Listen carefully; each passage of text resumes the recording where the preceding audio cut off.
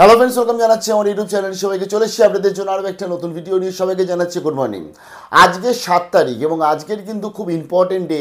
যারা বিশেষ করে এসএসসি এসএলএসটি অ্যাসপিরেন্ট রয়েছে, যারা আজকের এখানে ফর্ম ফিল আপ করছে এসএসসি এসএলএসটির জন্য, অথবা যারা এখনও অবধি ফর্ম ফিল আপ করে উঠতে পারেনি, বাট যারা এসএসসি এসএলএসটি ক্র্যাক করার প্ল্যানিং করছে।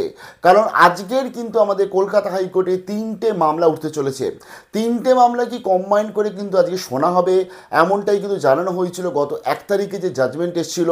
এবং আমাদের কলকাতা হাইকোর্টের যে বেঞ্চ রয়েছে, সৌগত ভট্টাচার্যর বেঞ্চের কিন্তু আজকে 1 তারিখের জাজমেন্টে তিনি বলেই দিয়েছিলেন যে তিনি 1 তারিখে যে আজকে হিয়ারিংটা শুনেছিলেন, অর্থাৎ যেখানে টেন্টেড নন টেন্টেড অর্থাৎ যোগ্য অযোগ্যদের ব্যাপারটা চলে এসেছিল, প্লাস তিনি আজকে এই রিলেটেড যে সমস্ত মামলাগুলো রয়েছে সেগুলোকে একসাথে শুনতে চাইছে এবং কনসিডারেশনের জন্য যাবে।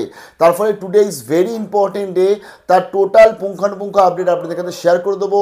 যাবতীয় যা যা আমাদের কাছে আজকে জাজমেন্ট আসবে। দেখুন, এসএসসি এসএলএসটি যেহেতু সুপ্রিম কোর্টের নির্দেশ অনুযায়ী হচ্ছে, তার ফলে হাইকোর্ট কিন্তু খুব একটা এর মধ্যে ইন্টারফেয়ার করতে আগেও চায়নি।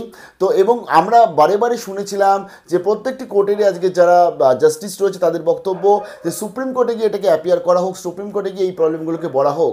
কিন্তু বর্তমানে যে টেন্টেড নন টেন্টেড ক্যান্ডিডেট, যা যোগ্য অযোগ্য ক্যান্ডিডেটদের যে ইস্যু রয়েছে, বা সুপ্রিম কোর্টে যেটা বলে দিয়েছিল 2016 সালের নিয়মটা মানা, এই সমস্ত কিছু যে হচ্ছে না। এবং তার সাথে হচ্ছে মার্কসের যে ডিফারেন্ট ক্রাইটেরিয়া রয়েছে, বিভিন্ন ধরনের যে নতুন নতুন যোগ অ্যাড করা হয়েছে সিলেকশন প্রসিডিওরের জন্য, এই সমস্ত কিছু নিয়ে কিন্তু কলকাতা হাইকোর্টে ভাবাচ্ছে। তো সেই রেসপেক্টে আজকের হতে চলেছে, এর কিন্তু আজকে ধরতে গেলে একটা ফাইনাল হতে চলেছে যে ফাইনালি কলকাতা হাইকোর্টে এই যে মামলাগুলো সেগুলো এন্টারটেন হবে নাকি এন্টারটেন হবে না। যদি এন্টারটেন হয়, কারণ আজকের মাথায় রাখতে হবে, আমরা জেনেও যাব যে রাজ্য কি বলছে এই যোগ্য অযোগ্য যে লিস্ট রয়েছে বা যোগ্য অযোগ্যকে আলাদা করে না করে এই যে সবাইকে যে ধরতে গেলে রিক্রুটমেন্টের জন্য আজকে অ্যাপ্লাই করতে দেওয়া, এই রেসপেক্টে রাজ্যের বক্তব্যটাও কিন্তু আজকে আমরা জানতে পারবো। তার ফলে আজকের আমাদের কাছে অনেক কিছু ক্ল্যারিফিকেশন চলে আসবে যে আদৌ এই গেজেট থাকবে কিনা, আদৌ এই নোটিফিকেশন থাকবে কিনা।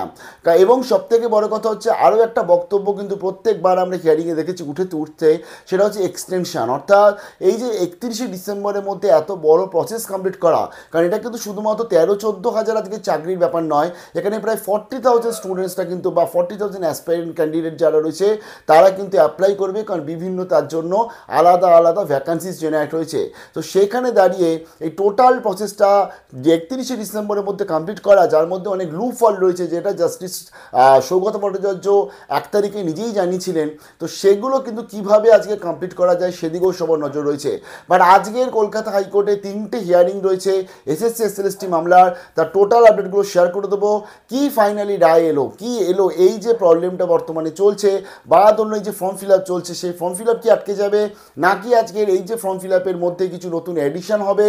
কারণ ক্যাটাগরি ওয়াইজ যে একটা ব্যাপার রয়েছে, যেটা ওবিসি রিলেটেড ব্যাপার হয়তো সেটা তো আলাদা ব্যাপার, বাট এটা কিন্তু এসএসসি এসএলএসটি তাদের যে মেইন যে চেঞ্জেসগুলো এবছর করেছে এবং সেই চেঞ্জেসগুলোকে কেন করা হলো, যোগ্য অযোগ্যর একটা প্রার্থীদের ব্যাপার রয়েছে, সেগুলো মার্কস ক্রাইটেরিয়ার ব্যাপার রয়েছে, তাই অনেক কিছু কিন্তু আজকে ঘিরে রয়েছে।